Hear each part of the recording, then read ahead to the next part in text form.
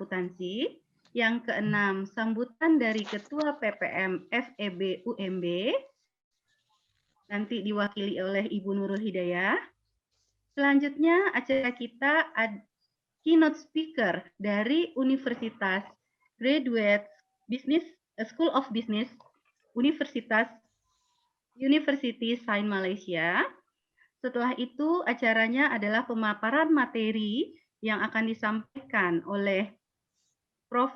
Dr. Wiwi Utami, Ibu Dr. Hari, serta Bapak Dr. Hadri, yang akan dimoderatori oleh Ibu Mariam Hairunisa. Selanjutnya acara kita Q&A dan penutup.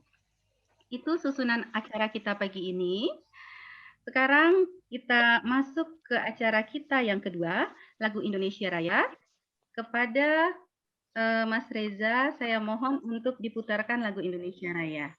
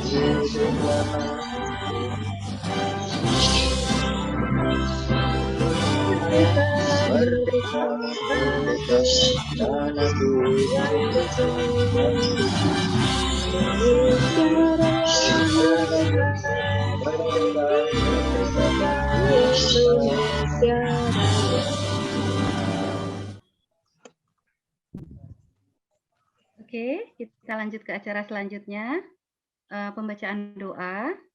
Untuk mengawali acara ini, marilah bersama-sama kita memanjatkan doa memohon kepada Allah Subhanahu wa Ta'ala. Semoga acara kita diberikan kelancaran. Berdoa sesuai dengan agama kita masing-masing. Berdoa dimulai.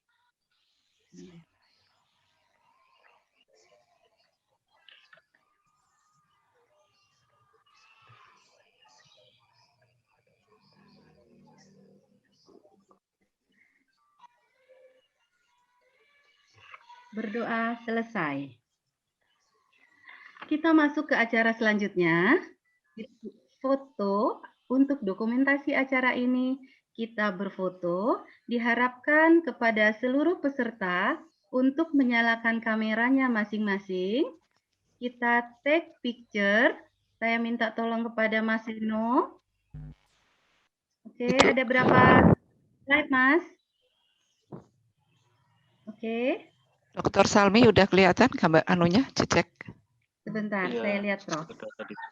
Mana udah ya, Dr. Salmi? Selamat pagi, Dr. Salmi. Ya, selamat pagi. Selamat pagi. Nice to meet you. Cantik. Nice to meet you. Oke, cantik sekali. Oke, Mas Eno, silakan di take picture, please. Ya, Bu. Bentar, Bu. Oke. Seluruh peserta diharapkan menyalakan kamera masing-masing. Muhyar belum menyalakan. Oke. Let me take a picture now. Oke. Kasih senyum terbaiknya.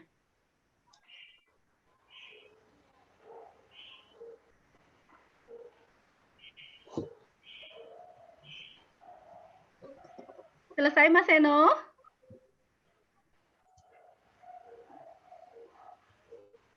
Once more. Cheers. Ya, sudah Bu. Oke, terima kasih Mas Eno. Kita masuk ke acara selanjutnya, yaitu kata sambutan dari Kaprodi Magister Akuntansi, Dr. Hari Setiawati, AKMSI, sekaligus membuka acara ini. Kepada Ibu Dr. Hari, kami persilahkan. Terima kasih Ibu Dr. Lin Optis atas waktu yang diberikan kepada saya. Bismillah, Assalamualaikum warahmatullahi wabarakatuh. Waalaikumsalam warahmatullahi Warahmatullahi wabarakatuh. Yang saya hormati Ibu Dr. Salmi Mohisa, Deputy Dean Academic, Career and International Graduate School of Business, University Sains Malaysia. Kemudian Bapak dan Ibu guru dari SMKN 9 Jakarta, SMKN 2 Kota Tangerang Selatan, dan SMK Muhammadiyah 9 Jakarta. Kemudian yang saya hormati Bapak Wakil Rektor Universitas Mercu Buana, Bapak Dr. Hadri Mulya, kemudian Ibu Kepala Pusat PPM UMB yang dalam hal ini Qadarullah sedang berduka, keluarganya meninggal tadi pagi, jadi diwakili oleh Ibu Nurul Hidayah sebagai koordinator PPM di Fakultas Ekonomi dan Bisnis. Kemudian Bapak Ibu tim PPM KLN dalam hal ini Ibu Profesor Dr. Wiwi Utami, Bapak Dr. Muhyarsyah, Bapak Dr. Roni Andesto, Ibu Dr. Lin Oktris, Ibu Mariam Hairunisa, kemudian juga para adik-adik hadirin semua, siswa-siswi dari SMKN 9 Jakarta, SMKN 2 Kota Tangsel, dan SMK Muhammadiyah 9 Jakarta. Alhamdulillah, puji syukur kita panjatkan kehadirat Allah Tabaraka wa Ta'ala yang telah melimpahkan rahmat dan keberkahan kepada kita semua dan memberi nikmat sehat kepada kita semua hingga dimudahkan hadir dalam acara ini. Salawat dan salam semoga tercurahkan kepada Nabi Muhammad Rasulullah SAW dan keluarga serta para sahabatnya yang semoga memberi syafaat kepada kita semua di akhirat kelak, insya Allah. Amin. Mari kita awali acara ini dengan membaca doa. Allahumma inni as'aluka ilman nafi'an wa rizqan thayyiban wa amalan mutaqabbalan. Ya Allah, sesungguhnya aku mohonkan kepadamu ilmu yang bermanfaat, rizki yang halal, dan amalan yang diterima. Amin. Perlu kami sampaikan bahwa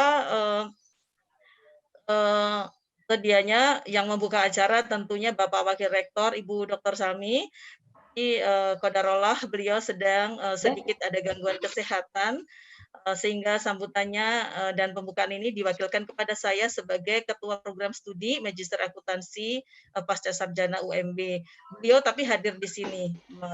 Kemudian terima kasih atas kehadiran Bapak dan Ibu serta para siswa-siswi sekalian, serta terima kasih juga untuk marketing UMB juga Tendik yang telah membantu terselenggaranya kegiatan ini. Acara ini merupakan salah satu kegiatan Tridharma Perguruan Tinggi, yaitu Dharma yang ketiga, pengabdian kepada masyarakat. PM yang diselenggarakan oleh program Magister Akuntansi Universitas Mercu Buana ini merupakan PM kerjasama luar negeri, yaitu kerjasama dengan Graduate School of Business University Sains Malaysia. Terima kasih sekali lagi kepada Ibu Dr. Salmi yang alhamdulillah masih bersedia menjadi mitra PPM UMB ya Ibu ya sejak tahun lalu. Tidak terasa sudah 1 tahun kita bersama ya Ibu ya. Bulan Februari waktu itu. Ya. Qadarullah pandemi COVID-19 hingga kini belum diangkat oleh Allah Azza wa Jalla sehingga kegiatan PPM ini diselenggarakan secara webinar. Peserta dalam kegiatan ini adalah siswa-siswi dari SMKN 9 Jakarta, SMKN 2 Kota Tangerang Selatan, dan SMK Muhammadiyah 9 Jakarta. Di SMK ya, jurusannya akuntansi kalau tidak salah. Semoga acara ini berjalan lancar hingga selesai dan bermanfaat bagi peserta. Dengan mengucap basmalah, saya buka acara webinar PPM ini. Bismillahirrahmanirrahim. Bismillahirrahmanirrahim. Ya, demikian beberapa patah kata dari kami. Terima kasih atas perhatiannya. Assalamualaikum warahmatullahi wabarakatuh. Waalaikumsalam warahmatullahi wabarakatuh. Terima kasih Bu Hari. Selanjutnya kita dengar kata sambutan dari Ketua PPM Universitas Mercu Buana, Dalam hal ini akan diwakili oleh Ketua PPM dari unit FEB, diwakili oleh Ibu Nurul Hidayah, SEMAK. Kepada Ibu kami persilahkan. Terima kasih Bu Lin. Baik, izinkan saya membacakan sambutan dari Ibu Inge sebagai Kepala PPM Universitas Mercu Buana yang hari ini sedang berhalangan. Assalamualaikum warahmatullahi wabarakatuh. Waalaikumsalam warahmatullahi wabarakatuh. Bismillahirrahmanirrahim. Yang kami hormati Wakil Rektor Universitas Mercu Buana, Dr. Hadri Mulya MSc, atau yang mewakilinya, dan Honorable Distinguished Speaker, Associate Professor Dr. Salmi Muhammad Isa, yang sudah hadir di tengah-tengah kita, yang paling cantik nih. Kemudian yang saya hormati juga Kapolri Maksi, ada Bu Dr. Hari Setiawati, ada Prof. Wiwi yang saya hormati pula. Kemudian yang kami banggakan dan saya sayangi para narasumber dan peserta webinar yang berbahagia, Bapak Ibu pimpinan dari sekolah menengah. Selamat pagi dan salam sejahtera bagi kita semua. Pertama-tama marilah kita panjatkan puji syukur kehadirat Allah Subhanahu wa taala, Tuhan Yang Maha Esa, atas segala limpahan rahmat dan karunia-Nya sehingga pada pagi hari ini kita bisa berjumpa dalam rangkaian kegiatan webinar pengabdian pada masyarakat Fakultas Ekonomi dan Bisnis Universitas Mercu Buana yang dalam hal ini adalah dilaksanakan oleh program Magister Akuntansi.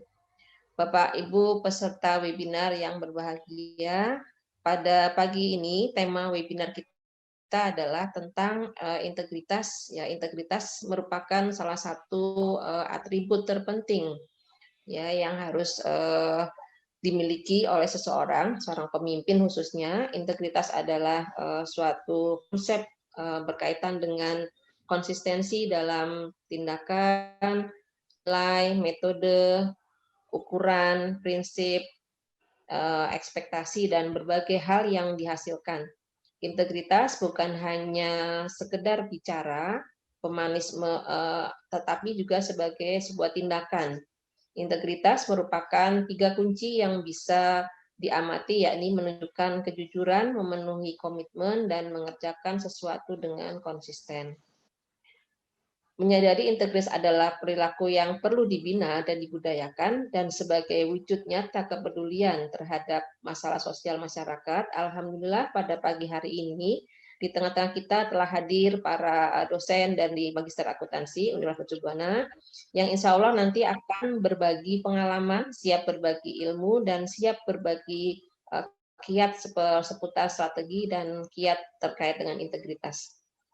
Bapak Ibu peserta yang berbahagia, izinkan kami mengaturkan ucapan selamat dan penghargaan kepada panitia pelaksana webinar atas prakarsanya mengkoordinir dan melaksanakan webinar seri PPM ini. Harapan kami kerjasama dengan Universitas Sains Malaysia dapat berlanjut pada kegiatan pengabdian masyarakat lainnya. Semoga ilmu yang diberikan pada kesempatan ini bisa membuka wawasan dan menambah pengetahuan kita. Demikian sambutan dari Bu Inge. Terima kasih. Wabillahi taufik wal hidayah. Wassalamualaikum warahmatullahi wabarakatuh. Waalaikumsalam warahmatullahi wabarakatuh. Terima kasih untuk sambutannya Bu Nurul. Oke, kita masuk ke acara paling kita tunggu-tunggu pastinya, karena akan dipaparkan oleh seorang dokter bukan hanya dari dalam negeri tapi dari luar negeri. Yang kita tunggu-tunggu sudah bergabung, yaitu keynote speaker dari Dr. Salmi Muhammad Isa sebagai Deputy Dean Academic Career and International Graduate School of Business, University Sains Malaysia. Kepada Honorable Ibu Dr. Salmi, kami persilahkan. Baik, Assalamualaikum dan selamat pagi. Apa khabar semua? Waalaikumsalam warahmatullahi wabarakatuh. Baik, pertama sekali terima kasih kepada Ibu Acara ya, Dr. Lynch, dan juga yang saya hormati para dosen, Dr. Hadi, Prof. Wiwi, miss you so much, dan juga para dosen yang lain Terima kasih atas jemputan. Clear ya? Punya suara daripada Penang. Clear, clear. Alhamdulillah. Waalaikumsalam. Alhamdulillah. Alhamdulillah. When Ibu Nurul contact me to give this title is actually it's really close to my heart sebenarnya, because I was also one of the fellow for Institute Integrity Malaysia. So actually we are sharing about the integrity among youth, among mahasiswa. So is and also to government agency. So it's actually a part of my social contribution as well when we actually do this integrity talk. Okay. Sayangnya harus share screen dari sini ataupun di sana yang share-nya screen, Bu? Boleh dari sini dari sini ya. Oke. Ini udah kelihatan belum Bu saya share Bu Nurul? Sudah. Udah. Oke. So ya, seperti yang kita sedia maklum, saya sebenarnya bukan untuk memberi lecture ya. Ya sekadar ini berkongsi the themes that we actually have for our webinar today. And Alhamdulillah, I'm so happy actually to see we have a lot of participants. Yeah, so it's I think nearly than 100. So thank you for the para peserta. I'm really touched. It's good that if let's say there is no pandemic, we can see in person and I can meet you eye to eye. Nevertheless, even though I'm in Penang, all of you in Jakarta, I think there is no boundaries with this technology. I still feel that you and me are is sitting in one room, right? So yeah, the theme for today, that build your integrity through good governance, for this good governance, yeah.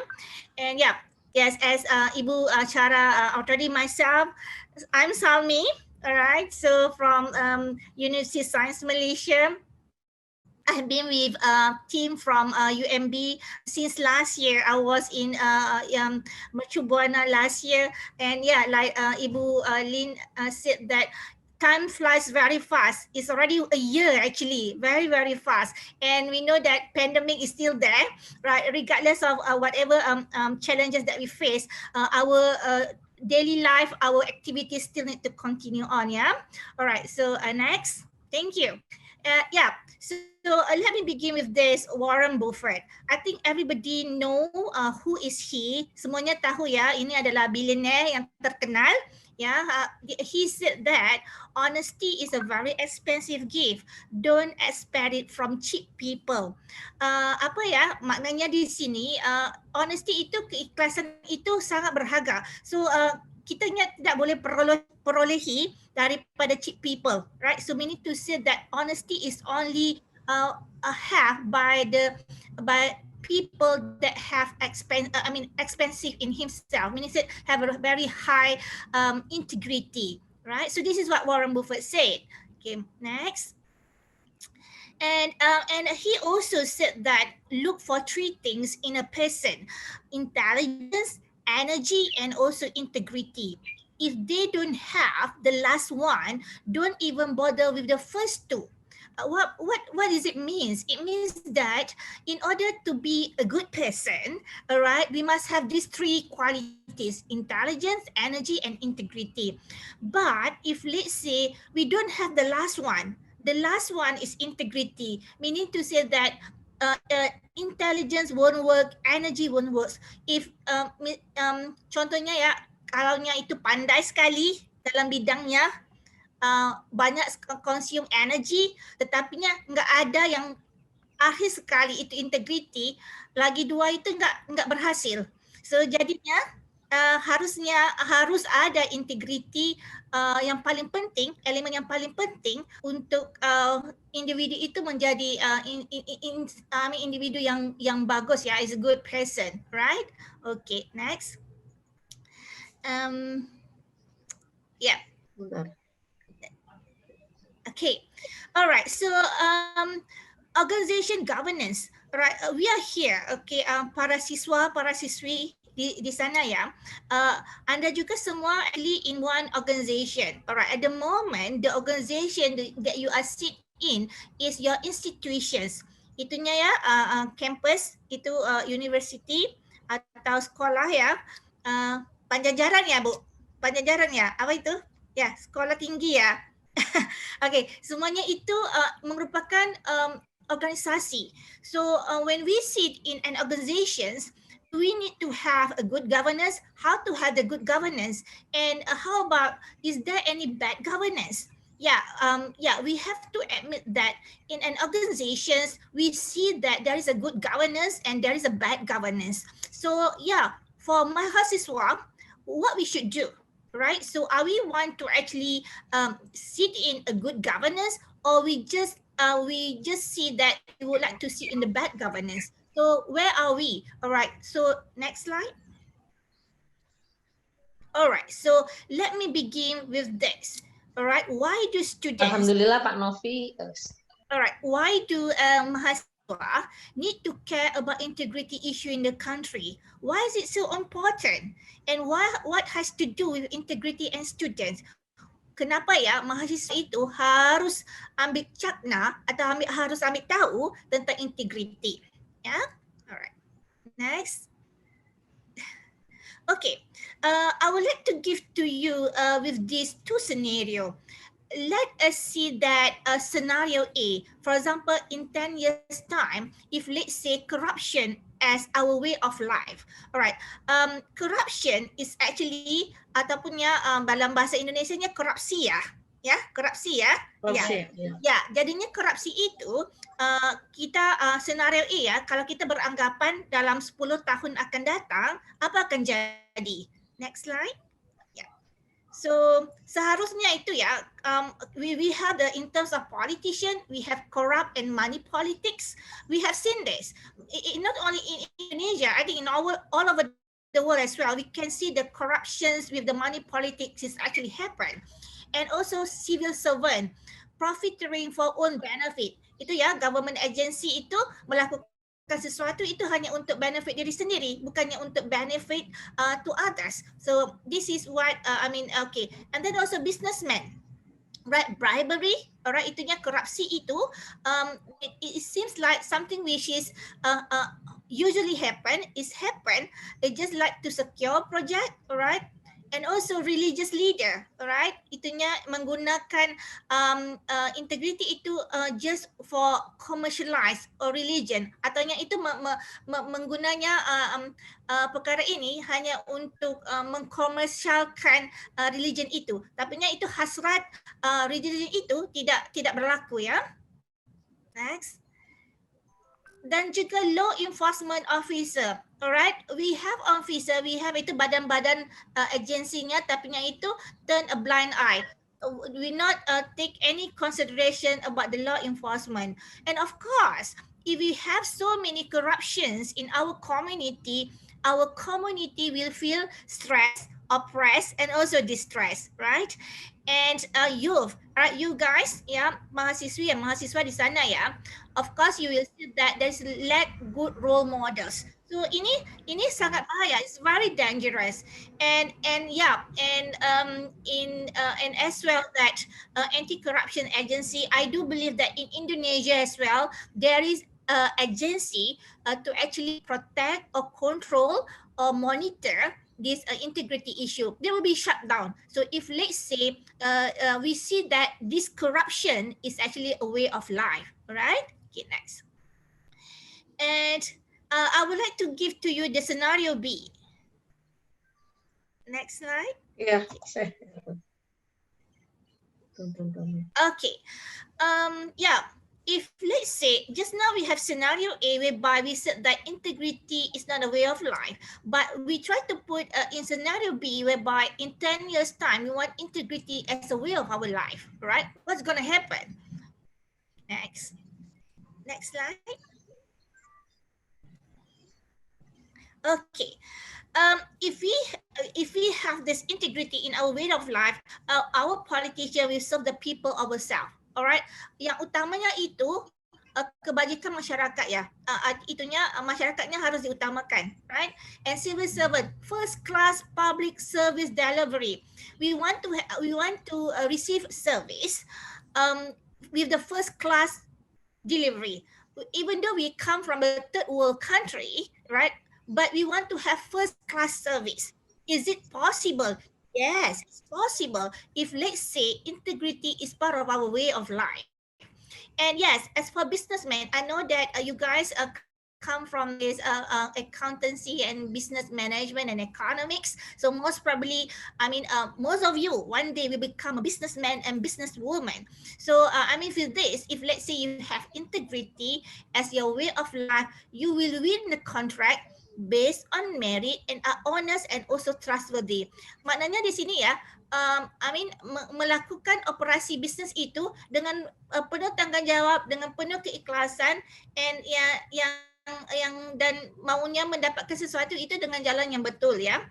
Then and also last but not least, the religious leaders also guide followers us right to the right path. Yeah. Next. And yeah, enforcement the law without fear and favor, community. Okay, you and me, if let's say we embrace this integrity, we enjoy our quality of life. All right, we doesn't need to worry about the corruption. Everything will be in order. So yeah, we enjoy the quality of life. And of course, you guys, the youth out there, the mahasiswa, you will be inspired, right? And responsible to become a future leader, right? So with all this, is actually if everything is in order, we doesn't need to have all these units to actually monitor any activities in regards to the corruptions. Right, no longer needed. So yeah, which one that we wanted to be? Of course, we wanted to have in the scenario B. All right, X. Okay. And with that, I've already give you scenario A and B. We can see how important integrity is. Integrity is actually leads to the well-being. All right, let me bring some of the academic jargon. All right, this study has been done with many researchers, and for example, like from Phil and Fruitland 2003, yeah, they said that integrity has a significant positive relationship with individual well-being, community well-being, and organizational well-being. Meanwhile, Hardingham 2004 said weakness of integrity will contribute to collapse of moral values and the deteriorations of occupational profession. Nah, maknanya di sini ya, integrity itunya berlaku di mana-mana, ya, dan bisa meningkatkan welfare atau itu rasa tanggungjawab di semua pihak, individu, community dan juga organisasi. Dan if let's say the integrity is very poor, very sangat lemah ya, itu akan juga menyumbang kepada kejatuhan moral. Bila berlaku kejatuhan moral ya, itu juga akan menjejaskan profession individu ya. Itu sangat penting kepada mahasiswa yang kamu ini akan bergraduasi, akan masuk itu kerja ya, bidang pekerjaan. Jadinya if let's say that you don't have this, it's very very scary and it could actually affect your occupational professions. Yeah, all right, next. Yeah, so I think this is from Dr. Anis Yusal Yusuf, and some of the points that I shared it here is actually from him.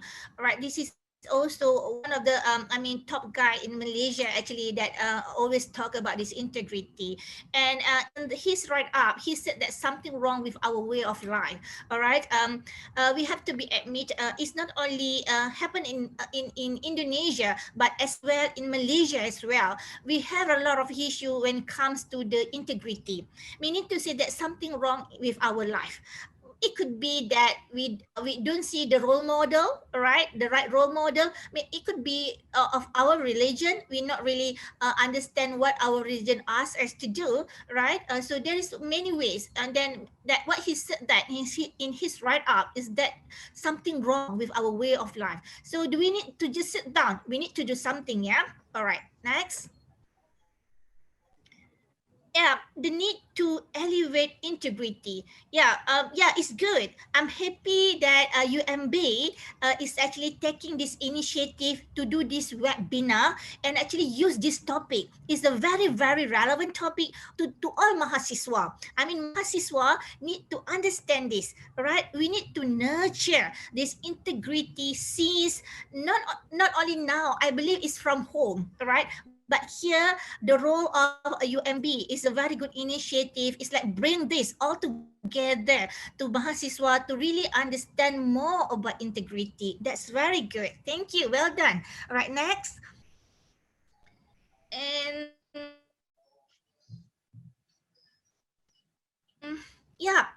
mahasiswa, you may not come from Mercu Buana, from other place as well, but you need to ask yourself why you are here, why you are in this organization. Yeah, so you need to actually ask yourself, right? Okay, next. Alright, tadinya I think Bu Nurul sudah bicara ya, bagi sedikit introduction tentang apa itu integrity. So let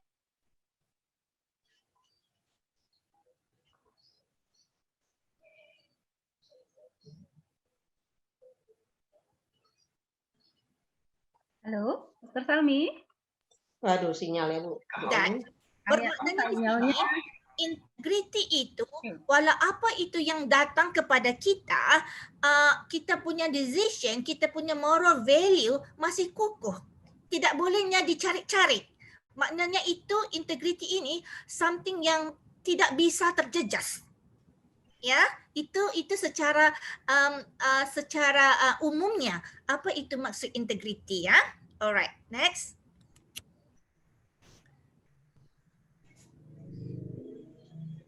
Alright. Okay, how about you? Okay, this is a newspaper ya, dalam newspaper koran ya. Indonesia bilang dipanggilnya koran ya. Alright, koran ya. Okay. Koran. Ini korannya di Malaysia. Alright, Harian Metro. It shows that kejujuran tukang kasut ya. We see that tukang kasut ya, itu tukang kasut itu pembuatnya kasut ya. Sepatu. Sepatu. Sepatu ya. Ya, sepatu ya. Jadi kitanya itu bisa ke tukang kasut, misal katanya itu tukang kasut itu enggak bisa jujur, kitanya tinggal, kita datang semula, tukang kasut itu kata kita punya kasut, kita punya sepatu enggak ada ya. Jadinya itu walaupun profesinya hanya tukang kasut, bikin sepatu, tetapi itu kejujuran itu sangat mahal harganya. Ya, alright. Okay, next. Okay, this one. Hotel workers return a diamond ring. Ya, itu ya sekali lagi ya kita lihat di situ. Misal kata itu hotel workers itu enggak ada itu integrity, simpannya barang yang berharga disimpannya sendiri. Tetapi jika ada integrity itu, sebenarnya bila ada this kind of behavior, itu tidak hanya memberi value kepada pekerja hotel itu, tetapi juga memberi value kepada organisasi. Itu yang kita namakan good governance, ya. Maknanya organisasi itu mempunyai pekerja, mempunyai employee yang sangat berdedikasi, yang sangat berintegriti. Itunya memberi long term effect kepada towards the organization. This is what good governance that we want, yeah? All right, okay. So how about you? Ask yourself, where are you? All right, okay, next. Oh yeah, so what is the issue? This is some of the photos here. A lot of rubbish, banyaknya sampah-sampah ya yang dibiarnya begitu ya. Ini itunya pembuangan yang baik ya. Saya nggak tahunya di Indonesia, tapi di Malaysia ini seharusnya ini perkara ini kadangnya bermusim. Bermusim ya. Seringkali kalau itunya ada pembuangan bayi, every day is like 1 or 2 months we can see in the news almost adanya pembuangan bayi. Itunya kita kalinya, tapi ianya berlaku ya. Kenapa berlaku? Kenapa berlaku? Ini adalah isu ya. Next. Serious, alright? Nampak nggak? Ini juga berlaku ya. Saya belum pernah naik apanya ini kereta api ya di Indonesia? Ya. Ada nggak? Ada ya? Ada. MRT sudah ada. Sudah, iya, sudah ada ya. Ini kepada masyarakat sekitar, kepada penggunaan sumber daya yang Pak Novi suruh itu tuh. inilah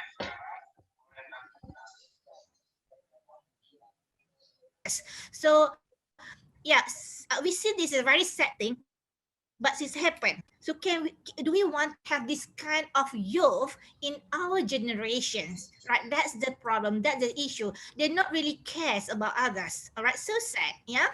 Right, next.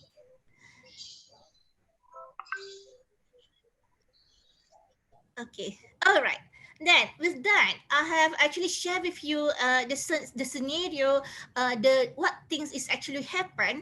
Yeah, so integrity here, it means that is doing the right thing even if nobody is watching. Right? You wanted to do that even though no one else is see that you do the right things. So this is what integrity means. And I would like to also quote some of the falsafah Islam ya. Dikatanya itu integrity seperti semut yang sangat kecil berjalan di atas batu hitam di waktu malam yang gelap gelita. Maknanya itu integrity itu nggak bisa dilihat. Ya, saya ulang ya. Falsafahnya berkata, integriti itu umpama semut yang halus berjalan di atas batu yang hitam di waktu malam yang gelap gelita. Maknanya itu orang nggak bisa lihat itu integriti. Hanya kita yang bisa rasa ya. So integrity is doing the right thing even if nobody is watching. Alright? Okay, next. Okay, alright. Bisa belakang sikit Pak? Okay, one more, yeah. Okay, alright. So what is ini ya, okay, ya. Ini ya dari juga Profesor Dr. Yusuf Qaradawi ya, dikatakan apabila kita hendak melihat wajah negara pada masa hadapan, lihatlah generasi mudanya pada hari ini. Itu ya mahasiswi dan mahasiswa sekalian, kamu itu adalah generasi muda yang pada hari ini. Sekiranya kamu golongan muda pada hari ini adalah dari kalangan yang berakhlak dan berhemat tinggi, tentunya negara kita akan datang adalah sebuah negara yang aman makmur. Baldatun taibatun warabun ghafur. Tetapi jika keadaan adalah sebaliknya, maka bersedialah untuk berhadapan dengan kemungkinan buruk yang akan berlaku. So jadinya kita nggak mau ini ya mahasiswa-mahasiswi, jadi kita ikut pesan daripada Profesor Dr. Yusuf Qaradawi di mana kita mahu kamu semua itu menjadi mahasiswa yang berakhlak dan berhemat tinggi. Ya, next. Ya, ini barangkali semuanya kenal ya. Ini kita punya mantan Prime Minister Dr. Mahathir Mohamad ya. He said that ilmu memang penting bagi seseorang individu ya. Kamu sini semuanya berilmu belaka, that's why kamu berada di organisasi ini ya, organisasi ilmu ya. Bahkan bagi sesuatu masyarakat atau bangsa. Semua orang perlukan ilmu ya. Masyarakat perlukan ilmu untuk membantu memartabatkan sesuatu bangsa. Tetapi penguasaan ilmu perlu diimbangi dan disertai oleh pegangan dan pengamalan nilai-nilai hidup yang mulia. Ya, ini yang something kita perlu lihat ya. Jika kita ada ilmu tapi enggak bisa diimbangi dengan pegangan dan juga perbuatan, itunya hanyalah sia-sia. Itu apa juga yang seperti yang dibicarakan oleh Warren Buffett sebentar tadi. Di mananya dia berkata jika kita ada itu intelligence, kamunya miliki IQ yang paling tinggi, kamu memiliki pemahaman yang tinggi, tapi kamu nggak ada itu integrity, kamu nggak bisa kemana-mana. So it means to say that ilmu itu penting, kamu harus imbangi juga dengan pengalaman nilai-nilai hidup yang mulia. Ya, alright, next. Ya, ini juganya Sahih Muslim hadis. our prophet said that barang siapa yang kami angkat di antara kamu memangku sesuatu jawatan lalu disembunyikan terhadap kami sebuah jarum atau lebih kecil dari itu, maka perbuatannya itu adalah penggelapan. Dia akan datang pada hari kiamat membawa barang yang digelapkan itu. Alright, ini mungkin dalam konteks service, tetapinya kamu mahasiswa itu juga punya tanggungjawab, bukan? Alright, belajar itu dengan baik itu membawa harapan ibu bapa, membawa harapan dosen-dosen kamu, ya guru-guru kamu juga punya tanggungjawab. Jadinya seharusnya di sini kamu harus melakukan tanggungjawab kamu dengan sebaik mungkin. Jika kamu tidak melakukan tanggungjawab ini, suatu hari nanti kamu akan dipanggil dan disoal akan perbuatan kamu itu. So maknanya di sini enggak rugi ya kita berbuat baik. Alright, kerana itu akan dihitung di kemudian hari. Alright, next.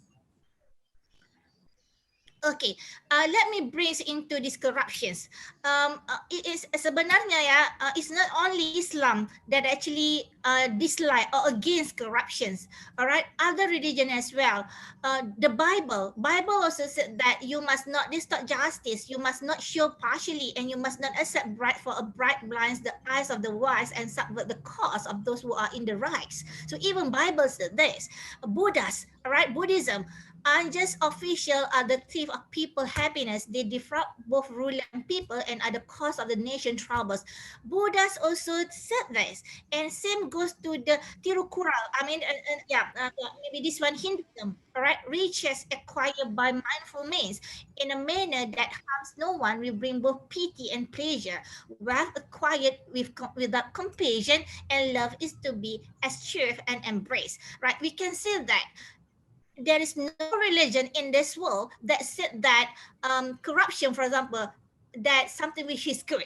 So meaning to say that why I'm choose this corruption, because corruption have a very significant relationship with integrity. Itu corruptionnya itu mempunyai hubung kait yang sangat rapat ya dengan integrity. So I'm trying to say it here that regardless what is your belief, corruptions, bad behavior is something which is not allowed in any religion in this world, right? Okay, next. Okay, mungkinnya mahasiswi di sini mungkin biasa melihat ini corruption perception index ya, CPI ya, ataupun mungkin ini satu knowledge atau something yang baru bagi kamu, which is good. Just I would like to see this as CPI corruption perception index. This is what for Indonesia, right? In 2019, Indonesia was at the 40 place, or meaning to say that in the 40 rank, and it was at number 85 among 180 country ya, 85 di antara 180 negara di seluruh dunia.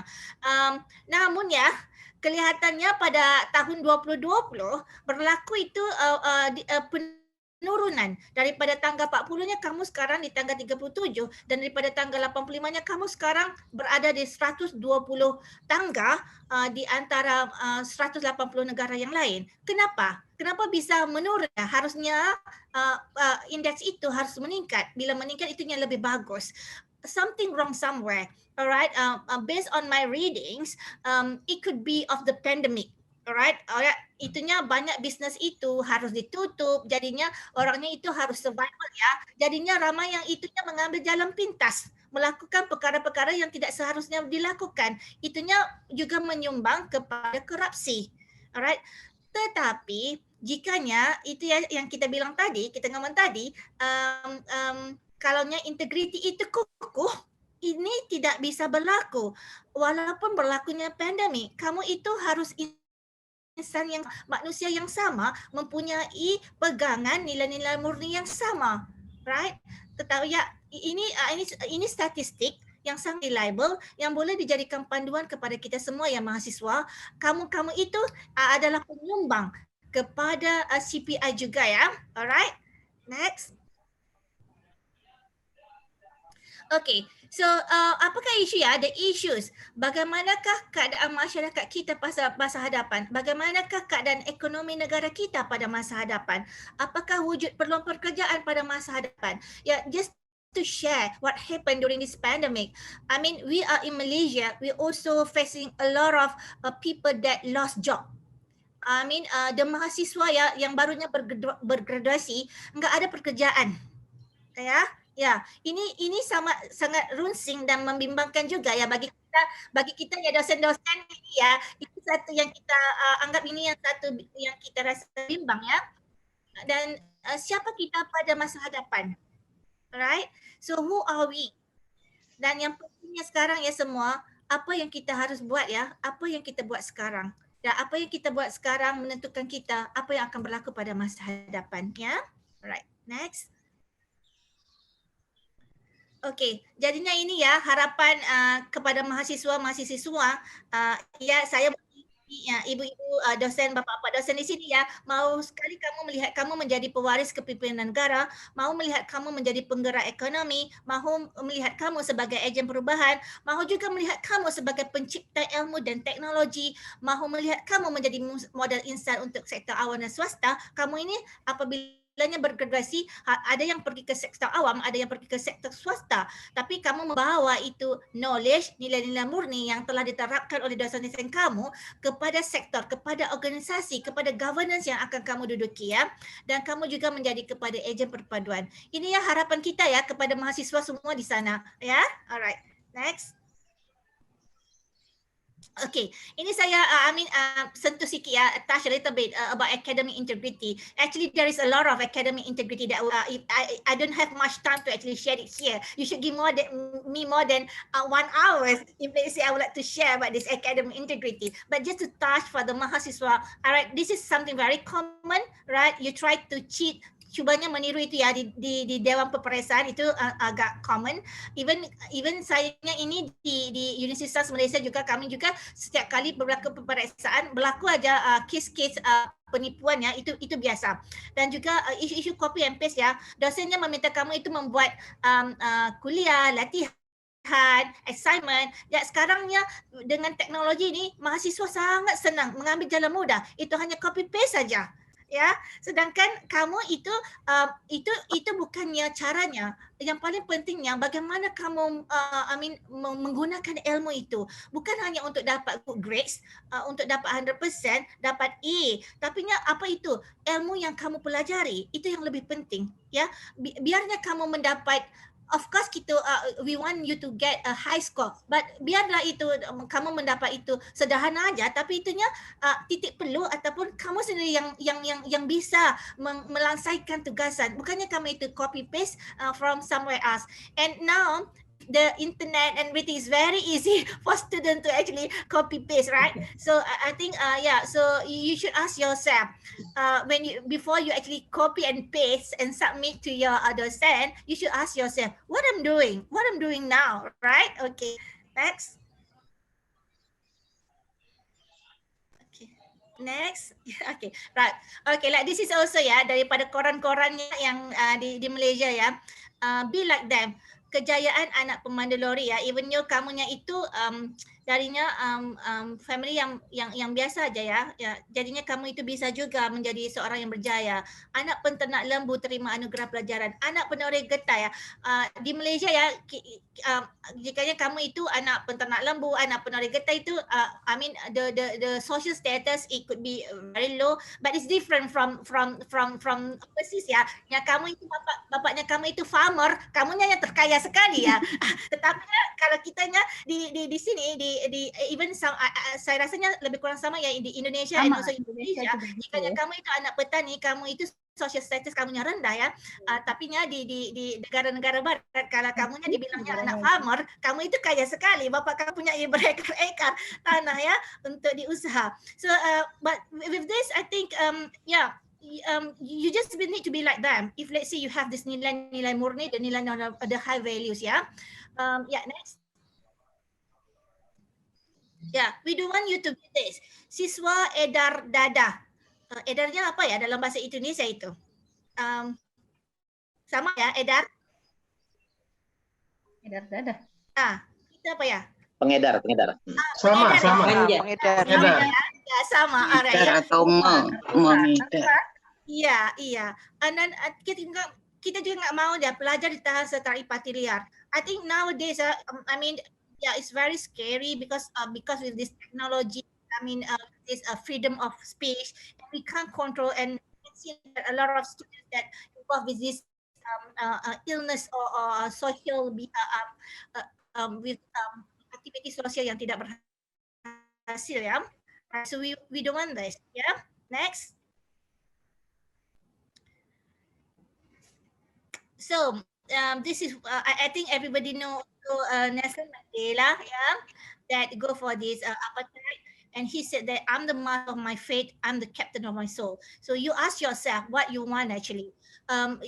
Good governance as UMB as an institution, we can actually put you in a good governance, in a good organization. But if, let's say, you yourself do not master your fate, do not become the captain for your soul, it's very difficult for us to do, all right? So you must ask yourself, right? Next. And this is Aristotle, all right? I love philosophy because I read a lot of philosophy things. So he said that cemerlangan adalah satu kesenian yang dimenangi dengan latihan dan kebiasaan. Jadinya mahasiswa dan mahasiswi di sana ya, jika kamu mau cemerlang, kamunya harus itu nilai-nilai murni itu harus sebati. It's actually need to part of your life. Menjadikan benda yang yang tidak biasa itu sebagai something yang biasa. Jadinya kamu harus lakukannya setiap hari. Kalau dalam Islam ya kita bicarakan tentang istiqomah ya. So, jikanya kamu itu istiqomah dengan kamu punya perbuatan nilai murni, insya Allah kamu akan mencapai kecemerlangan. Jika kamu istiqomah belajar dengan tekun, belajar dengan bagus, right? Tidak berlakunya copy paste, jadinya kamu itu cemerlang, insya Allah. Ya, next. Okay, I'm not sure whether we can watch this. Can it be played dari sana ya? Actually sebenarnya ini adalah video yang saya mau kongsi. Bisa nggak di-share-nya video ini?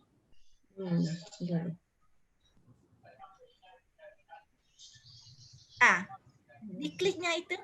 Okay, let us watch this video for a while. Ya. Nggak bisa. Nggak bisa ya? Nggak bisa. Okay. Alright. Never mind. Nggak bisa. Ya, sebenarnya video ini just to show that how important you mahasiswa dan mahasiswi di sana ya perlu bersedia because kerana di luar sana cabarannya sangat hebat ya. I mean, kamunya diajar di kampus. Tetapinya kamu keluar di sana, itunya temptation, cabaran itu maha hebat. Jadinya kamu harus sedia. Ya, right? Next. Maaf ya, video nggak bisa. Okay, so I come to the conclusions. Alright. So integrity is to start with yourself. Alright, and integrity is a shared responsibility. It should be shared by community. That's why we are here. Alright, I'm here from Penang all the way, and your dosen-dosen di sana ya all the way. That we try to do our best to actually share the responsibility because we want to give this that we feel that integrity is very, very important. And integrity is the foundation of excellence. Like we said that I have a lot of hadiths, a lot of talk. The philosopher even said that integrity is the foundation of excellence. So I think with that, we here really hope that you guys really embrace this integrity. Yeah, you can start now. You have to start now. Don't wait until tomorrow. Okay. Right. Next.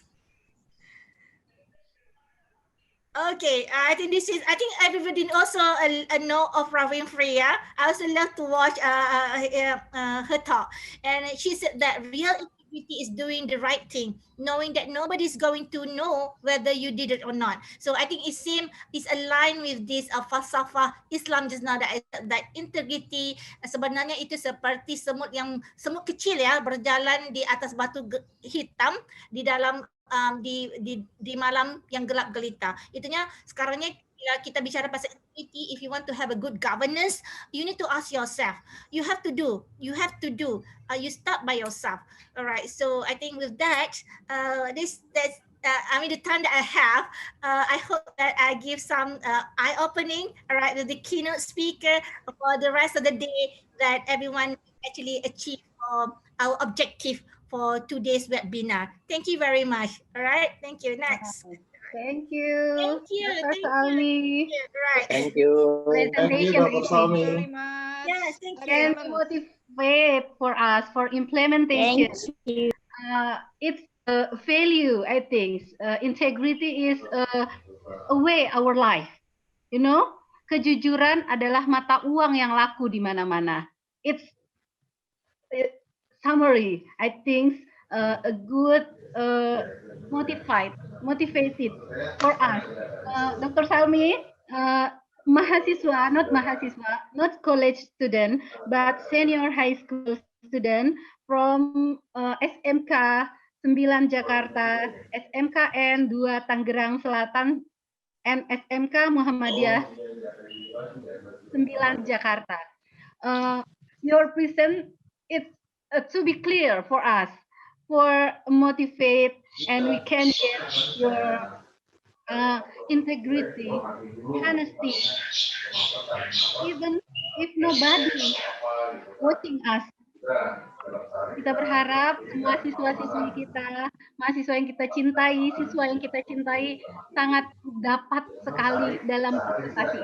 Bagaimana kita membangun masa depan anak-anak muda ini yang nanti adalah cerminan negara kita ke depan.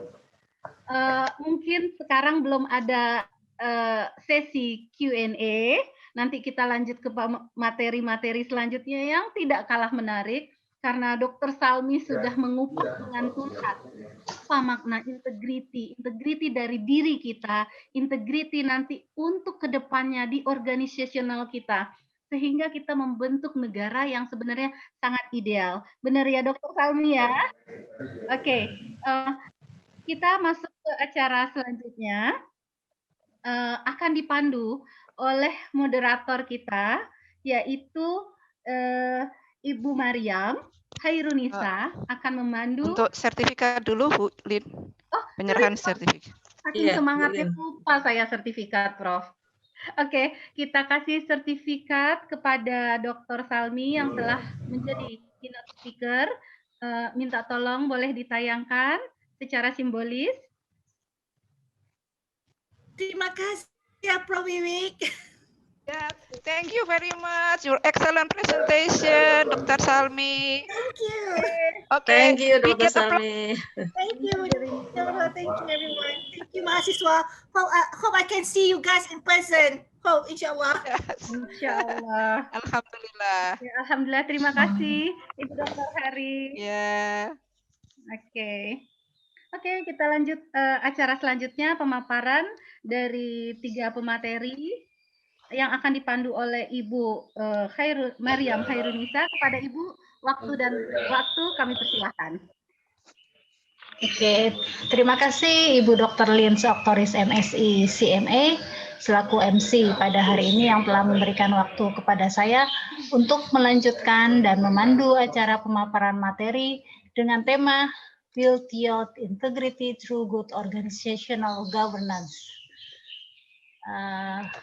Pada kesempatan yang berbahagia ini telah hadir bersama kita 3 narasumber yang kompeten yang akan menyampaikan pandangan dan pemikiran terkait dengan tema kita kali ini. Yang pertama akan hadir adalah Profesor Dr. Wiwi Utami, AK, MS, CA, CMI, CSRS. Kemudian yang kedua, Dr. Hari Setiawati, SEAK, MSI, CA. Kemudian narasumber ketiga kita adalah Dr. Lin Oktris, MSI, CMA. Dan pada acara pemaparan terakhir akan dilanjutkan dengan sesi tanya-jawab. Sebelum masuk ke dalam acara pemaparan, mohon izin saya menjelaskan terkait waktu pemaparan. Nah, waktu pemaparan diberikan selama 30 menit untuk masing-masing narasumber. Kepada Bapak dan Ibu guru serta adik-adik siswa-siswi yang hadir pada webinar pagi ini, sambil menyimak pemaparan nanti dari narasumber, bisa melayangkan pertanyaan-pertanyaan melalui chat yang telah tersedia selama narasumber menyampaikan materinya.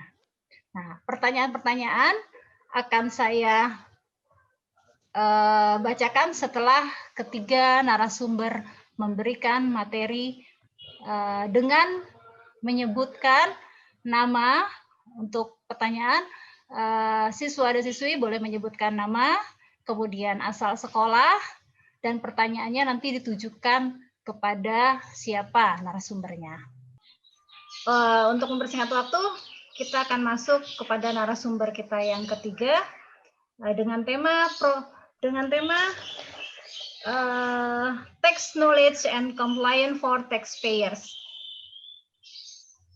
yang akan disampaikan oleh Ibu Dr. Lin Oktris, MSI CMA.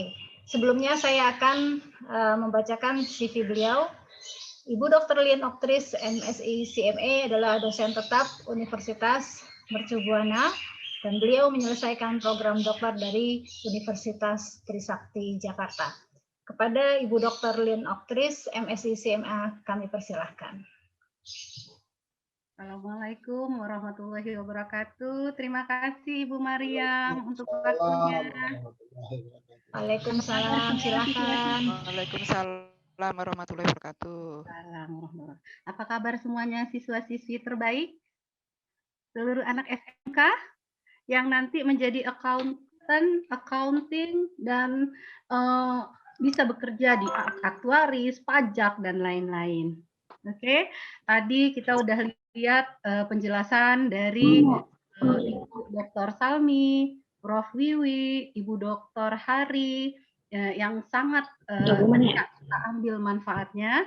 Giliran saya dapatnya tentang integrity, tapi kita lihat dari segi pajaknya atau tax knowledge sama compliance-nya, tentang pengetahuan pajak dan kepatuhan pajaknya.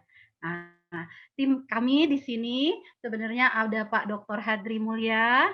Kebetulan Pak Dr. Hadri adalah wakil rektor, dan pada saat sekarang ini masih ada gangguan kesehatan sedikit, sehingga saya menggantikan posisi dari Bapak Dr. Hadri Mulya. Berkenan saya sampaikan materi. Masih semangat adik-adik sekalian? Semangat dong. Udah lihat kan yang disampaikan sama pemateri-pemateri selanjutnya. Kalau saya tentang tax knowledge sama tax compliance. Apa sih itu tax knowledge? Pasti adik-adik semua sangat tahu tentang pajak.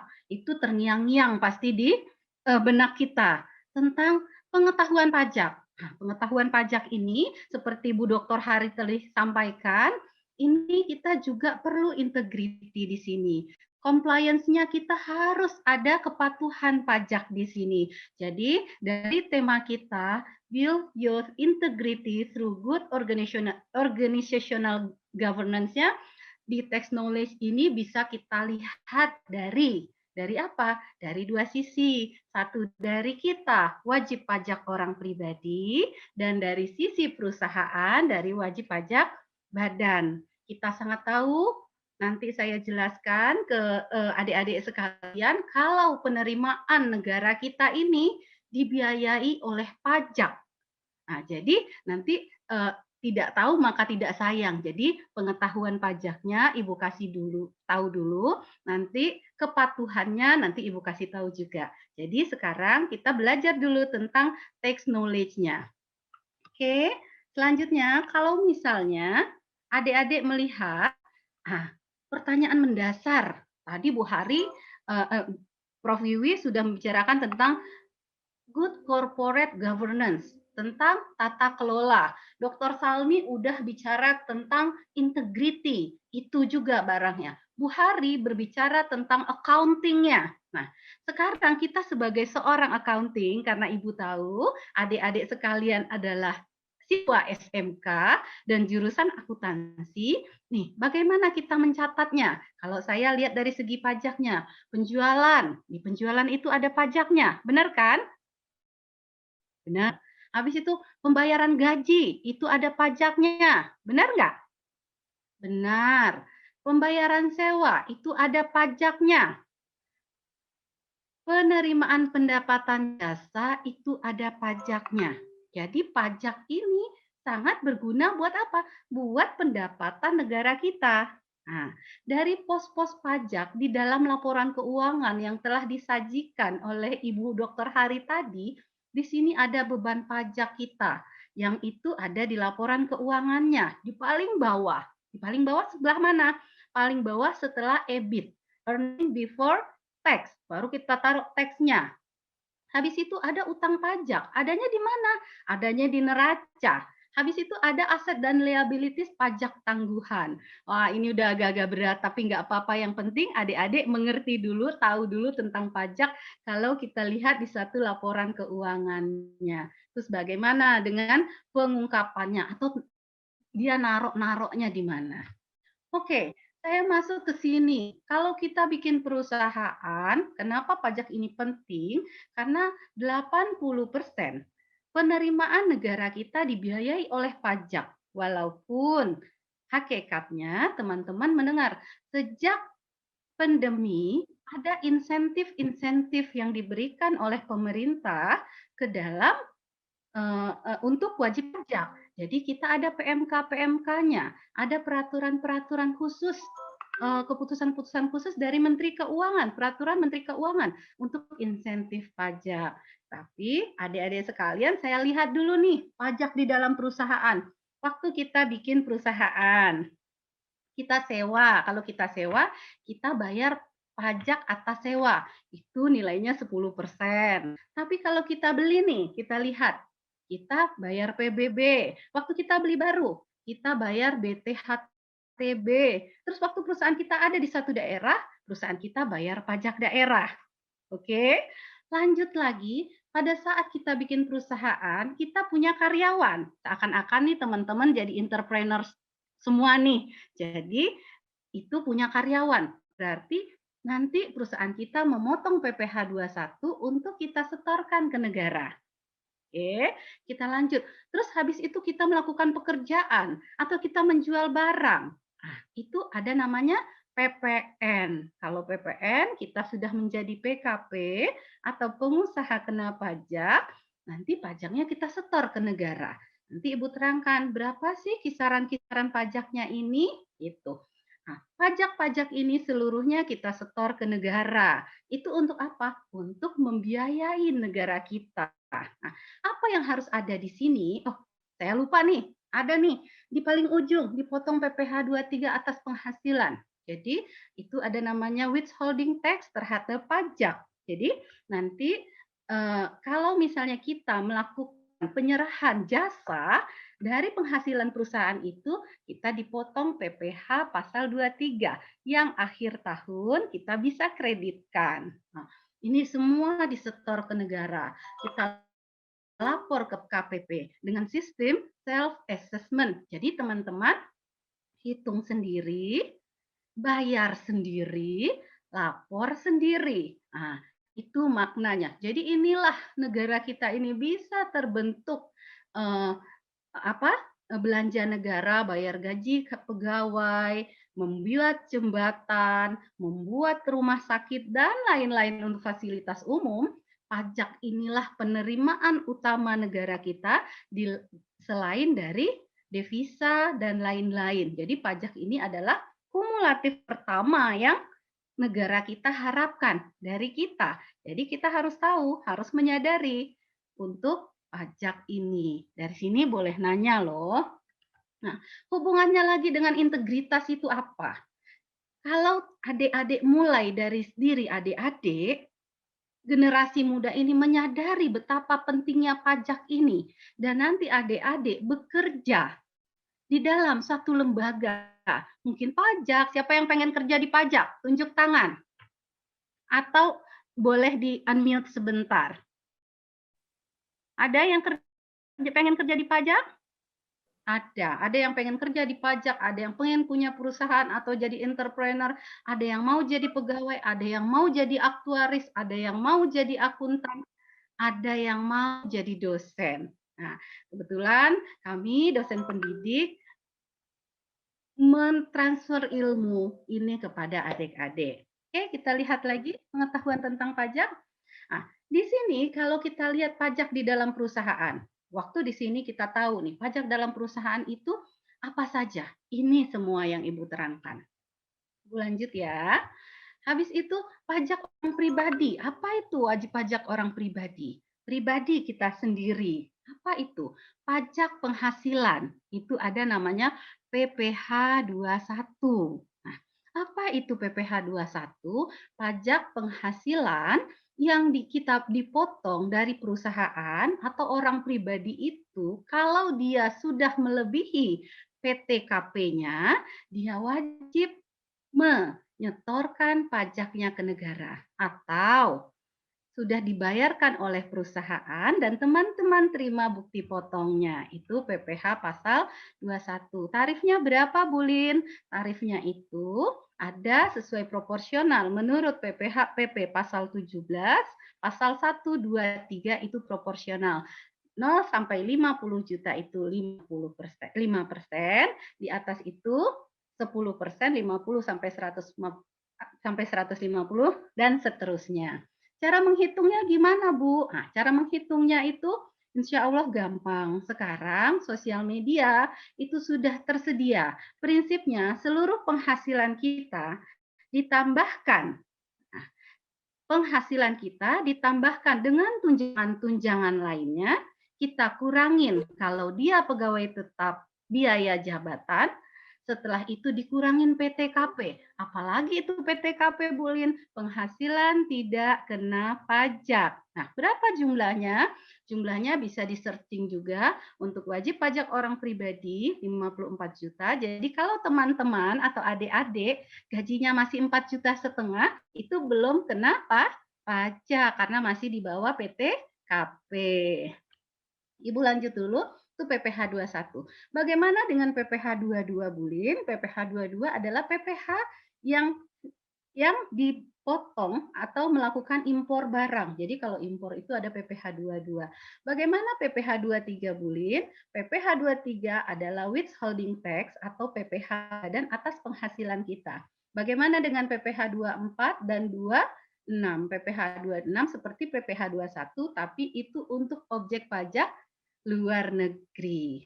Oke, terus pajak lainnya apa? Itu ada PBB, ada pajak daerah, ada bea materai.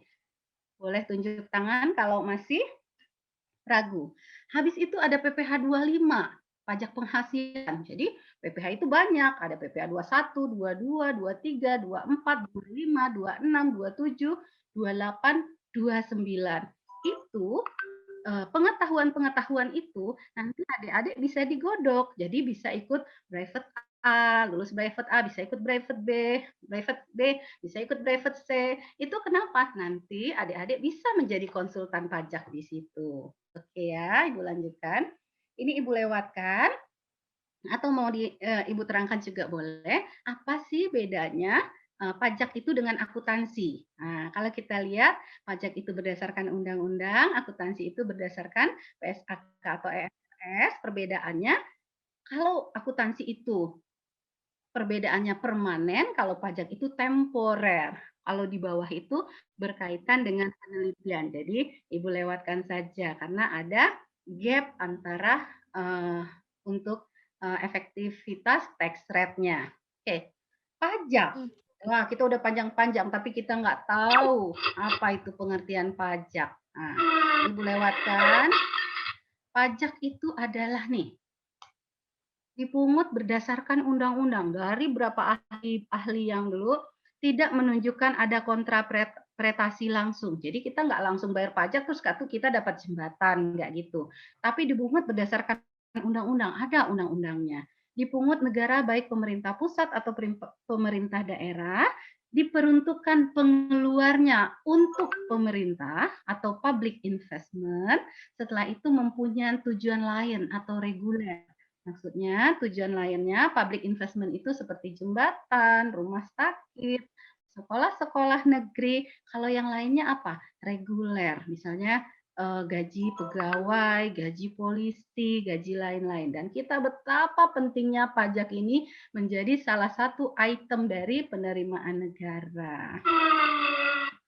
Pajak-pajak itu ada bedanya dengan retribusi. Nah, salah satunya apa? Kalau retribusi kita dapat kontrapretasi, misalnya mungkin teman-teman udah lupa nih retribusi apa, karena nggak ada lagi terminal, masuk terminal harus bayar dulu kayak gitu ya.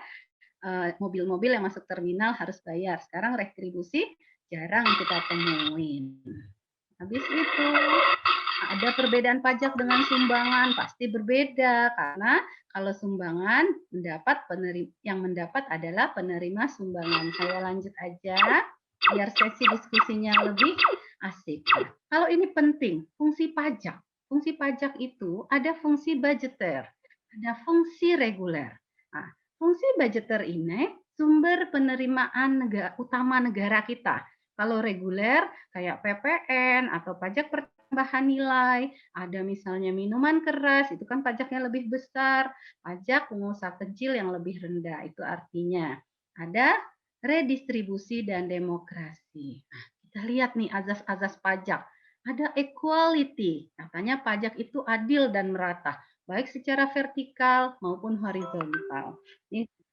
Habis itu convenience atau tidak menyulitkan. Pay as you earn, maksudnya withholding tax, bisa langsung dipotong. Certainty, tidak sewenang-wenang, harus berdasarkan undang-undang. Ekonomi atau efisien. Kayak self-assessment. Jadi teman-teman yang saya bilang tadi, pajak itu kita hitung sendiri, kita lapor sendiri, kita bayar sendiri. Nah, integritas kita sebagai pembayar pajak, baik wajib pajak orang pribadi maupun badan, adanya di sini. Jadi sebenarnya negara kita ini baik, kita suruh hitung sendiri, kita suruh bayar sendiri, kita suruh lapor sendiri. Ya, lanjut. Azas menurut falsafah hukum. Jadi ada yang teori-teori, ini teori-teori ini nanti teman-teman bisa baca. Terus ada berdasarkan azas ekonomi, ada berdasarkan azas yuridis, ada yang berdasarkan azas untuk memungut. Hal ini penting, tapi untuk apa? Nanti untuk kalau teman-teman membuat karya ilmiah, itu bisa dipakai azas-azas ini sama teori-teori ini. Oke. Nah, ini teori asuransinya nggak saya jelaskan, bisa dibaca nanti sama teori kepentingan. Teori-teori ini sangat nanti teman-teman bosan sebenarnya, tapi kita bisa lewatkan. Seenggak-enggaknya teman-teman mengetahui tentang teori-teori yang ada. Hukum pajak. Nah, ini harus tahu. Kumpulan peraturan-peraturan yang mengatur hubungan antara pemerintah sebagai pemungut pajak dan rakyat sebagai yang membayar pajaknya. Jadi saya sangat terkesan sama Ibu Dr. Salmi bilang ada semut integrity itu seakan-akan semut hitam ada di batu hitam, ada di malam hari berjalan, ya kan? Ya. Kalau misalnya kita balik ke self assessment-nya itu, ya itu dia. Kenapa? Karena kita mengetahui kalau pajak itu kita yang meng-create-nya sendiri. Oke, hukum pajak itu ada hukum pajak material, ada hukum pajak formal. Ini apa sih hukum pajak material dan hukum pajak formal ini? Hukum pajak material itu kita mengatur tentang objek pajak, subjek pajak, besarnya pajak yang dikenakan, timbul dan hapusnya utang pajak, dan hubungan hukum antara pemerintah dan wajib pajak itu sendiri. Ini contohnya apa nih, Bu Lin? Contohnya Undang-Undang Pajak Penghasilan. Nah, hukum pajak material itu juga ada Undang-Undang Pajak Pertambahan Nilai. Oke. Itu yang material. Kenapa material? Karena ada uangnya di situ. Karena ada nilainya di situ. Jadi dia material. Nah, sedangkan hukum pajak formal, bagaimana tata cara untuk mewujudkan hukum material ini menjadi kenyataan. Jadi yang formal itu diatur sama undang-undang Kitab Undang-Undang Pajak. Terus kalau kita masuk sampai ke pengadilan pajak, ada Undang-Undang Pengadilan Pajak. Nah, kan teman-teman nggak mau dong diperiksa-periksa sampai masuk ke pengadilan pajak. Seperti orang yang tidak bayar pajak, terus pajaknya mahal, dibayar, menumpuk dengan denda-denda, terus masuk ke pengadilan pajak. Nah, ingatlah kasus, kita pernah punya kasus di Indonesia, adik-adik atau teman-teman tahu Gayus nggak? Tahu Gayus nggak? Pernah dengar, Bu. Wah, oke, pernah dengar. Gayus itu umurnya masih muda, mungkin seumuran saya, angkatan saya. Tapi integritasnya tidak ada. Sehingga lembaga pajak tercoreng mukanya karena ada korupsi yang dilakukan oleh orang dalam pajak. Pada saat pengadilan pajak, ada sogok-sogokan yang dilakukan atau ada corruption di situ yang dilakukan. Sehingga kepercayaan masyarakat kepada pajak itu menurun. Nah, jadi ada orang yang jadi malas bayar pajaknya. Nah, itu bisa mencoreng integritas. Padahal kalau pajak ini transparan seperti sekarang ini, terus dilakukan untuk membiayai negara kita yang kaya ini, yang kata Prof. Wiwi tadi berdasarkan teori, kita sudah akan sejahtera di masa emas itu tahun 2050. Nah, itu kenapa? Karena ada pembangunan yang berkelanjutan dilakukan oleh pemerintah. Sesuai apa? Sesuai dengan amanat SDGs atau Sustainable Development Goals. Bank Dunia mencanangkan ada di situ 17 capaian atau 189 indikator. Sehingga negara kita kalau pajaknya bagus, kalau integritinya bagus, tidak mencoreng amanat konstitusional, sehingga kita bisa berada pada era emas. Oke, hutang pajak.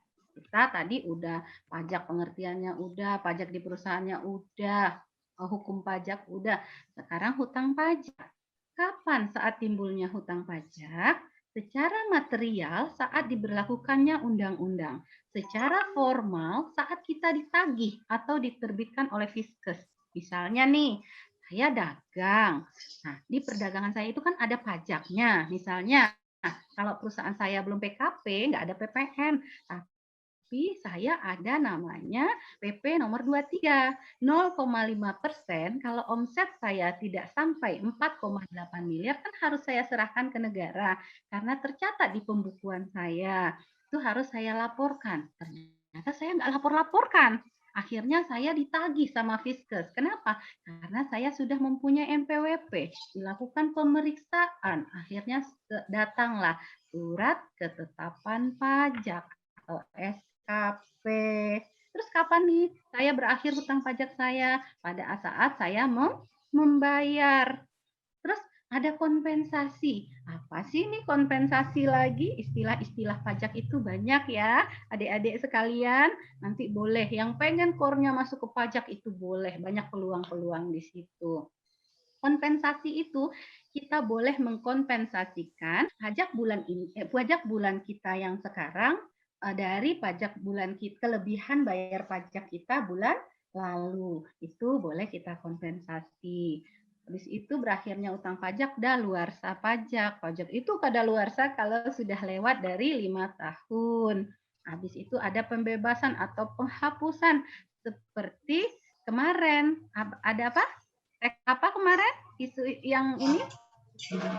Teks apa? Amnesti. Keren. Hebat. Tax amnesty atau pembebasan pajak.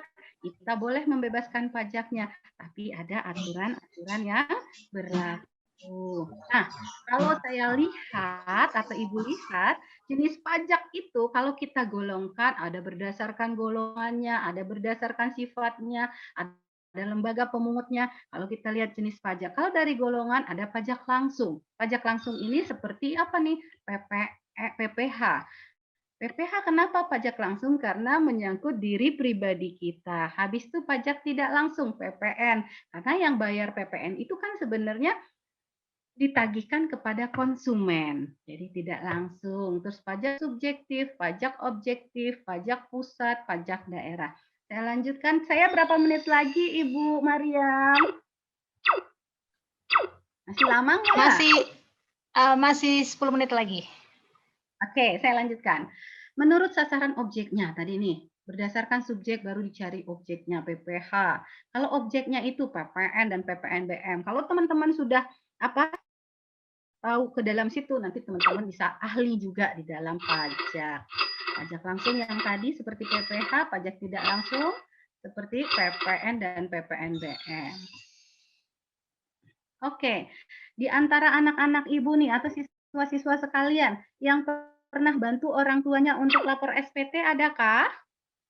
Nah, bulan Maret ini adalah lapor SPT untuk wajib pajak orang pribadi. Teman-teman bisa bantu orang tuanya sebenarnya. Karena apa? Karena menghitung pajak itu tidak susah. Asal apa? Asal mau bekerja keras, ngapain? Cari di pajak.go.id.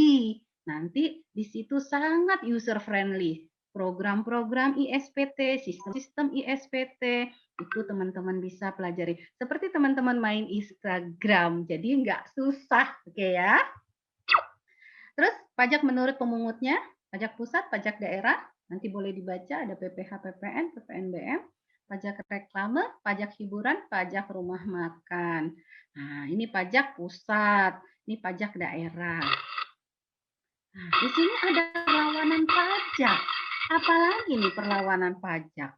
Ada yang pasif. Yang pasif itu kayak struktur ekonomi, sistem pemungutan, moral, dan intelektual penduduknya. Kalau yang aktif, ada tax avoidance. Nah, kalau tax avoidance masih boleh perlawanan pajak, tapi berdasarkan undang-undang. Kalau tax evasion itu melanggar undang-undang. Oke ya.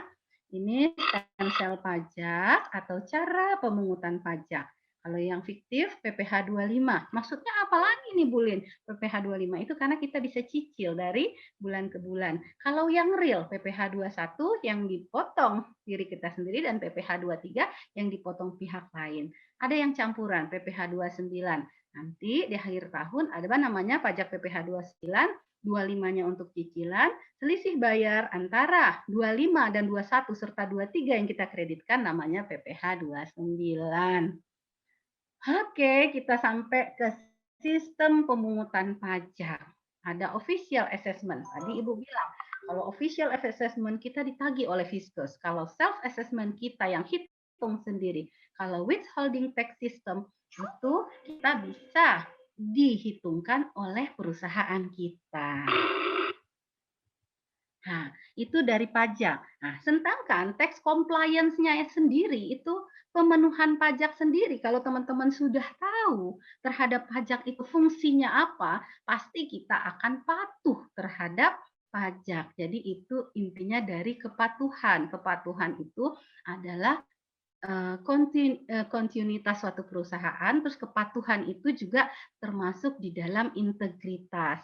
Tadi kita lihat bagaimana kita bisa menguasainya, kita harus qanaah, kita harus terus-menerus, kita harus bekerja keras, kita harus improve di dalamnya, supaya integriti kita yang tidak terlihat pun sebenarnya itu ada di kita sendiri. Jadi kalau kita yang kuat, pribadi kita yang kuat, kita mau bekerja keras, kita mau capek, karena manjadda wajadda, siapa yang bersungguh-sungguh akan berhasil.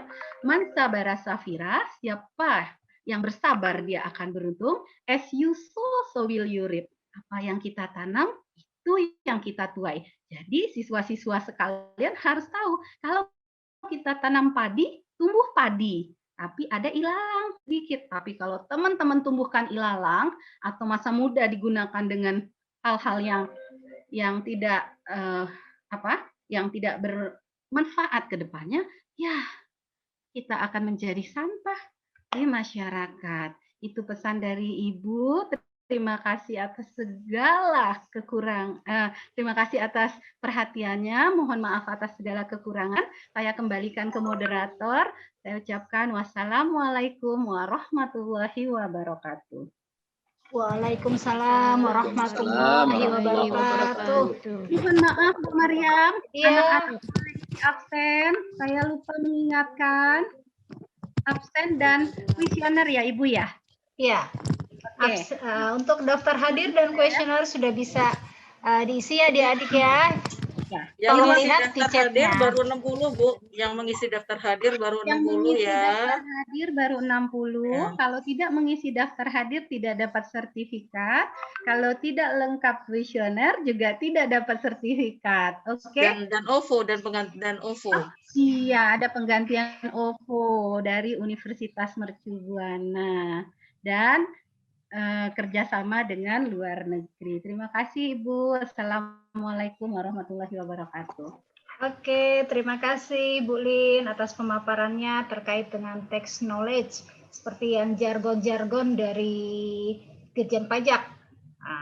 Orang bijak taat pajak. Jadi siapa yang sudah mulai bisa menjadi subjek pajak harus sudah mulai untuk menghitung sendiri, kemudian melaporkan sendiri. Ya. Apa yang terbaik dilakukan? Untuk selanjutnya kita masuk ke sesi tanya jawab 30 menit ke depan. Kalau saya lihat dari chat belum ada adik-adik yang ingin bertanya. Mungkin adik-adik semuanya bisa diaktifkan videonya, kameranya. Oke. Kita akan buka termin pertama dengan 3 pertanyaan. Ya, Ibu Lin, mohon untuk Ada 2 orang yang ingin bertanya, Aini sama siapa itu?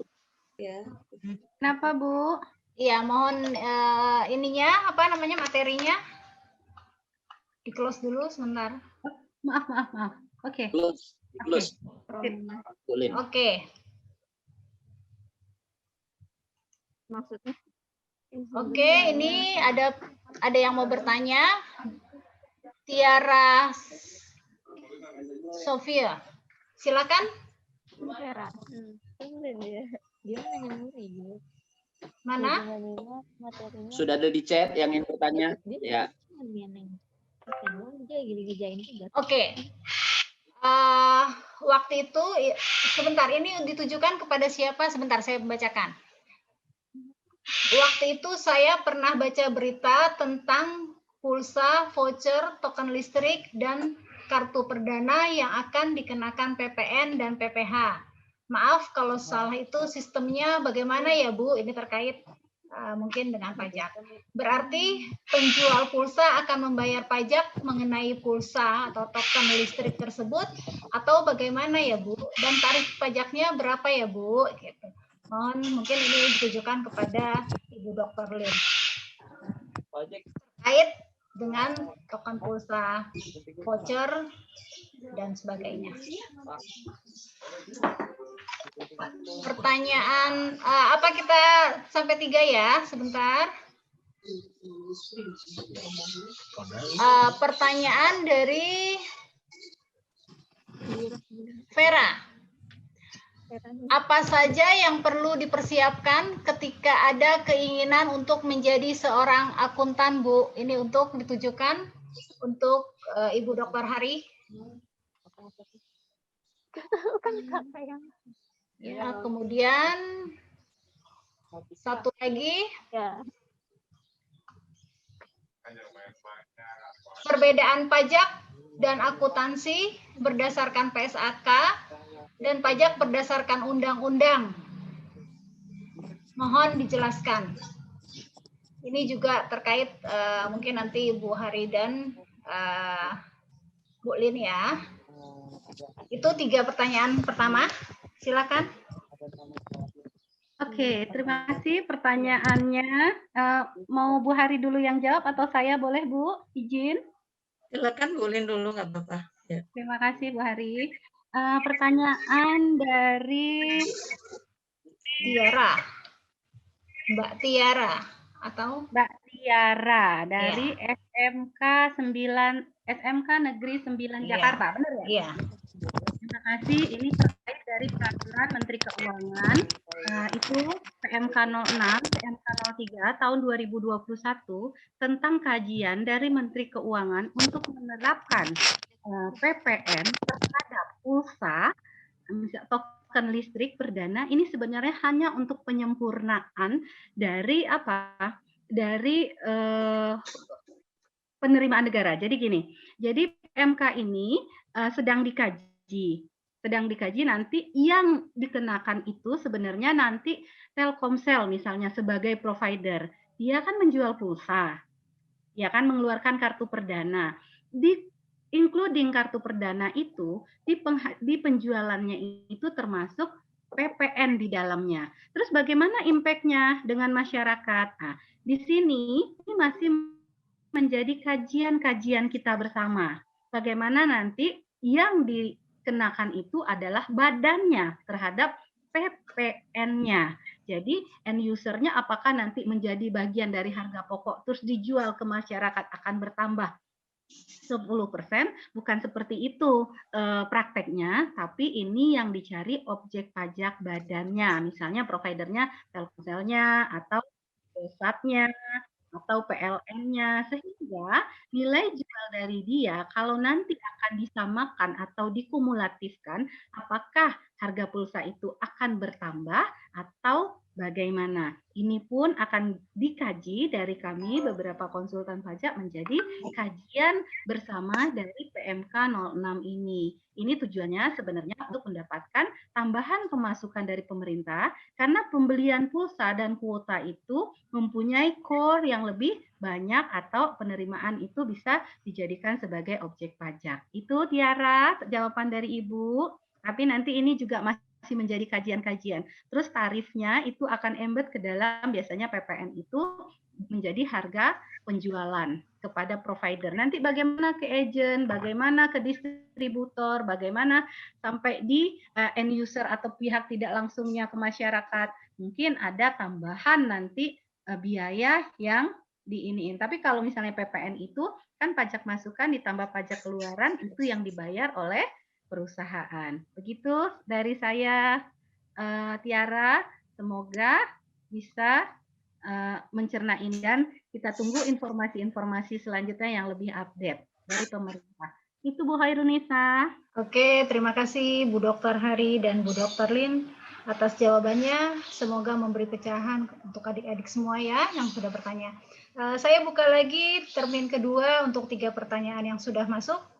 Pertanyaannya, bagaimana lulusan SMK bisa terjamin di tengah banyaknya lulusan SMK jika tidak melanjutkan pendidikan? Penjelasannya Ibu, terima kasih. Saya dulu dari SMK, Bu. Oh ya, itu dari SMK ya. Karena di daerah, jadi saya masuk SMK, terus S1, baru S2, baru S3. Tapi bekerja dulu setelah SMK langsung kuliah, terus bekerja, terus baru masuk S2, terus bekerja, setapak demi setapak. Yang penting apa? Saling semangat. Jadi semangat yang nggak pernah pudar gitu ya.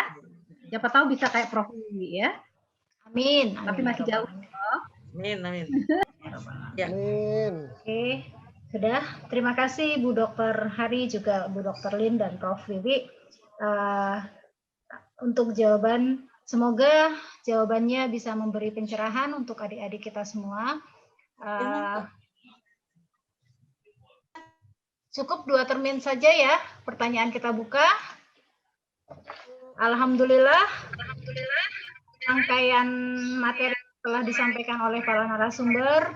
Berikut juga sesi tanya jawab telah selesai dilaksanakan dengan lancar.